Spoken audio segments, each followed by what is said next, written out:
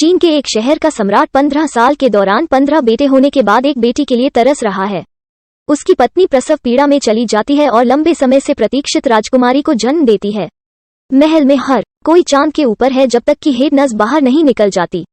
यह पता चला है कि नई राजकुमारी के शरीर में एक घृणित तीखी गंध है जो लोगों को बेहोश कर सकती है। राजा को एक बेहोशी की महामारी के बारे में सूचित किया जाता है, जहां 15 नन्नियां, 5 नर्स और 2 गार्ड बाहर निकल गए क्योंकि वे नवजात को सूंघ सकते थे।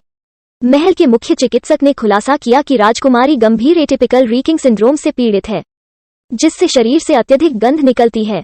दुर्भाग्य से इस समस्या का इलाज अभी तक विकसित नहीं हुआ है, लेकिन डॉक्टर को विश्वास है कि वो कुछ दिनों में राजकुमारी को ठीक कर देगा।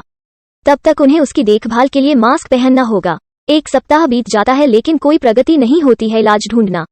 कभी कभी उसकी महक नकाब से निकल जाती है और सभी को मदहोश कर देती है। पूरे महल के कल्याण के लिए राजा राजकुमारी को सभी से दूर नदी के किनारे के निवास पर ले जाने का आदेश देता है। समय बीतता है और राजकुमारी बड़ी होकर एक सुंदर युवा लड़की बन जाती है, लेकिन उसके शरीर की गंध वही रहती है। उसने विभिन्न प्रकार के स्नान, दवाएं और साबुन आजमाए हैं, लेकिन कुछ भी मदद नहीं की। अपने जीवन में इस बिंदु पर उसने उसे स्वीकार कर लिया है भाग्य बदबूदार रानी के रूप में, लेकिन चिंतित है कि वो बीमारी के कारण अविवाहित रहेगी। उसके माता पिता उसके लिए समान रूप से चिंतित हैं और लगातार एक उपयुक्त पुरुष की तलाश में हैं, जो उसकी गंध के बावजूद उसे स्वीकार कर सके। एक दिन वे एक मंगनी समारोह की व्यवस्था करते हैं, जहां राजकुमारी के बीच चयन करने के लिए पुरुषों के एक समूह को आमंत्रित किया जाएगा। नौकरानियां उसे फूलों और सुगंध से नहलाती हैं, भले ही वे उसकी मदद के लिए कुछ न करें। गंध को दबाने के लिए उसे ऐसे कपड़े पहनने के लिए मजबूर किया जाता है जो उसके पूरे शरीर को ढकते हैं। लेकिन जब उम्मीदवारों के सामने राजकुमारी छींकती है तो हर कोई उसे सूंघने में सक्षम हो जाता है। कुछ पुरुष उल्टी करते हैं, अन्य बेहोश हो जाते हैं और बचे हुए लोग तालाब में कूदकर भाग जाते हैं। जब राजा एक लड़के को रोकता है तो वो खुद को छुरा घोंप लेता है, क्योंकि वो एक बदबूदार पत्नी के बजाय मरना पसंद करता है। घटना राजकुमारी के आत्मविश्वास को हिला देती है और वो नफरत करने लगती है, खुद के रूप में दूसरों को उसकी गंध से नफरत है। उसके बाद हमारा परिचय काई नाम के एक फूल वाले से होता है। उन्हें शहर की महिलाओं के लिए सुगंधित फूलों के इत्र बनाने के लिए जाना जाता है। जीवन में काई की सबसे बड़ी इच्छा अरोमाथेरेपी का राजदूत बनना और अपने कौशल का उपयोग करके बीमारियों का इलाज करना है। एक दोपहर वो महल द्वारा जारी किए गए एक पोस्टर को देखता है, जिसमें कहा गया है कि जो कोई भी राजकुमारी की बीमारी का इलाज करेगा वो उससे शादी करेगा और शाही पत्नी बन जाएगा। काई को वास्तव में राजकुमारी से शादी करने की परवाह नहीं है, लेकिन वो यह साबित करने के लिए उत्सुक है कि अरोमाथेरेपी काम करती है और उसे विश्वास है कि उसके फूल उसे ठीक कर सकते हैं। हम देखते हैं कि उसके घर में बहुत सारे फूल उग रहे हैं, जिसमें एक विशेष बदबूदार खरपतवार भी शामिल है, जिससे बहुत बदबू आती है। हालांकि अधिकांश लोगों को यह पौधा प्रतिकूल लगता है।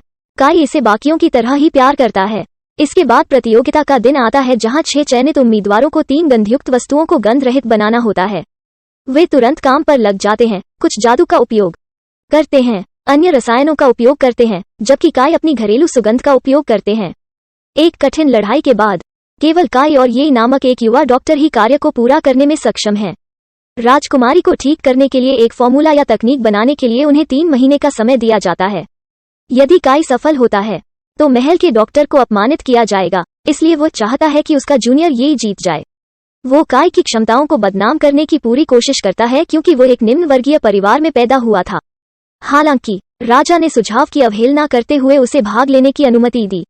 शाही डॉक्टर अगले कुछ दिनों के लिए काई ने अब तक का सबसे सुगंधित साबुन बनाने के लिए कड़ी मेहनत की है। उन विषयों की तलाश के लिए जिन पर वो इसका परीक्षण कर सकता है, वो मछली बाजार में जाता है। उनके आश्चर्य के लिए एक भारी मछली उठाने की कोशिश करते समय एक महिला उस पर गिर जाती है।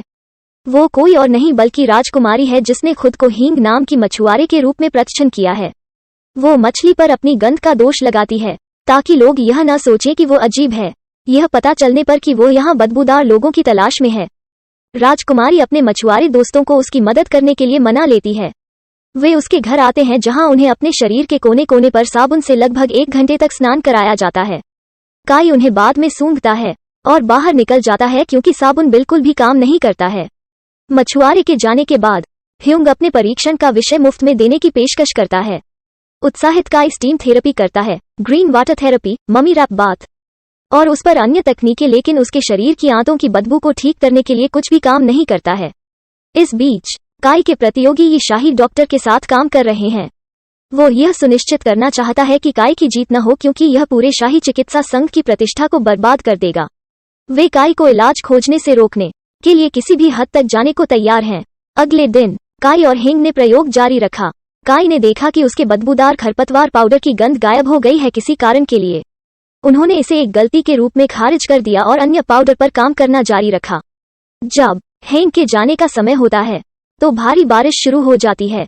वो रात के लिए उसके साथ रहती है और काई यह देखकर चौंक जाती है कि हेंग अपने बदबूदार कपड़े और जूते पहनकर सोता है। वास्तव में कपड़े उसकी गंध को कुछ हद तक छुपाते हैं, इसलिए वो उन्हें कभी नहीं उतारती। वीडियो का अगला भाग जल्द। आपको क्या लगता है लड़की की बदबू दूर होगी?